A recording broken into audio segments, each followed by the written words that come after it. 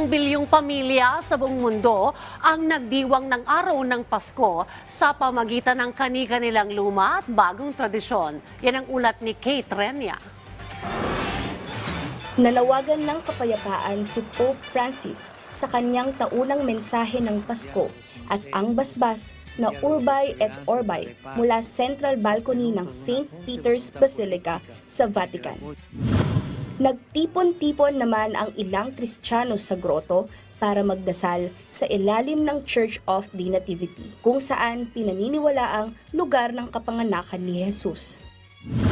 Sa Cocoa Beach, Florida, libo-libong tao nanood ng mga surfing santas sa bisperas ng Pasko. Nagsimula ang nasabing tradisyon noong 2009 kung saan nag-surf si George Trossett at ang kanyang anak na si George Jr.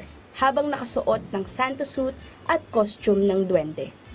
Sa Ukraine, ipinagdiwang kahapon sa unang pagkakataon ang Pasko sa halip na tradisyonal na petsa ng Orthodox na January 7. Ito'y matapos baguhin ng kanilang gobyerno dahil sa pagsalakay ng bansang Russia.